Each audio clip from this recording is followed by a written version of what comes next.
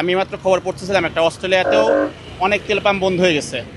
6:30টায় এখানে এসে লাইনে দাঁড়াইছে, এখন হলো 7:48 কোনো পাবো কিনা তাও তো নিশ্চয়তা নাই। অনেক সময় দেখা যায় যে তেল দিতে দিতে তারা বলে যে তাদের তেল শেষ।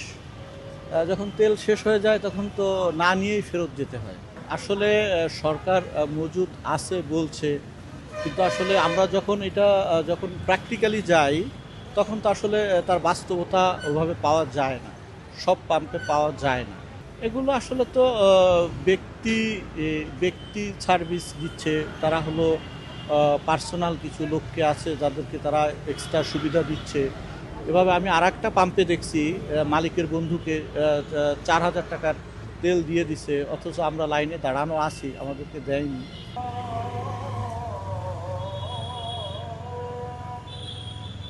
অ্যাপ্রক্সিমেটলি 4:30 থেকে আসলাম এতটুকু পর্যন্ত।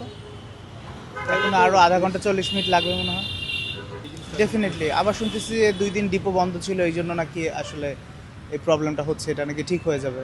পেট্রোল দিচ্ছে, ম্যাক্সিমাম পাম্পই আপাতত তেল নাই, এরকম ম্যাক্সিমাম পাম্পই বন্ধ আসলে। অনেকক্ষণ থেকে আমরা এখানে আসছি, কিন্তু কোনো তেল এখনো পর্যন্ত নিতে পারিনি। আমাদের গন্তব্যে প্রায় পৌঁছানোর দিকে, সামনের দিকে হয়তোবা জ্যাম অনেক বেশি, যার কারণে আমরা তেলটা পাচ্ছি না। হ্যাঁ, এখন যেটা হচ্ছে যে আমরা সরকার গভর্নমেন্ট থেকে যেহেতু বলছে যে তেল আপনার আছে, মজুদ আছে পর্যাপ্ত পরিমাণে, কিন্তু ওই তুলনায় আমরা তেলটা পাচ্ছি না। হয়তোবা আপনার সামনের দিকে জানি না পাবো হয়তোবা।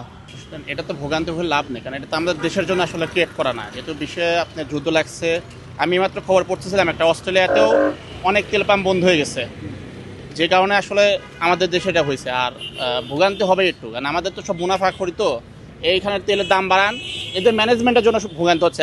আমি ক্যালকুলেশন করলাম, আমি যেখানে দাঁড়াইছিলাম 3 ঘন্টাতে 300 মিটার দূরে ছিলাম আমি। আপনার জিপিএস দিয়ে আমি ট্র্যাকিং করলাম, 300 মিটার যে 400 টাকা করে 500 টাকা তেল দেয়, 2 মিনিট যে তোমার তেল দিতে লাগে, গাড়ি যায় কতগুলো, 2টা জায়গায় তেল দিচ্ছে। এনাদের ম্যানেজমেন্ট আসতে সমস্যা সম্ভবত আর ঢুকতেছে হলো ভিতর থেকে। এই সময়টুকু আমি মাত্র পাম্পের গেট পর্যন্ত আসতে পারছি, প্রায় 2 ঘন্টা প্লাস। আবার তেল পাবেন কিনা এটাও কি এটা আমি শিওর না, কারণ আমি সামনে আগানোর পরে বুঝতে পারবো। এখন বিশ্ববাজারে আসলে তেলের যে অবস্থা, এখানে বলার আসলে কিছু নাই, এটা সবাই কম বেশি বুঝে। তবে বাংলাদেশে মানুষের কিছু জিনিস চিন্তা করা উচিত। আমার মনে হয় না যে আসলে দেশে যে পরিমাণ তেলের সংকটটা আছে এটা আসলে রিয়েল না, আমার মনে হয় এটা আর্টিফিশিয়াল। কালকে যদি তেলের দাম বেড়ে যায়, দেখা যাবে এই ফ্লোটা আবার স্মুথ হয়ে গেছে। আমি সকালবেলা দিকে ঘুরে গেছি, এখানে একদম ওই পর্যন্ত সিরিয়াল ছিল। পরে চিন্তা করলাম যে না, এখন আর যাবো না, বিকেলবেলায় যাবো। বিকেলবেলায় অলরেডি আমার 3 ঘন্টা হয়ে যাচ্ছে, আমি দাঁড়িয়ে আছি। কোন জায়গায়? গ্লিটারের টুইন লেমন ও অ্যান্টিব্যাকটেরিয়াল ফর্মুলা বাসনকে চকচকে জীবাণুমুক্ত করে আমাদের দেয় গ্লিটার গ্যারান্টি।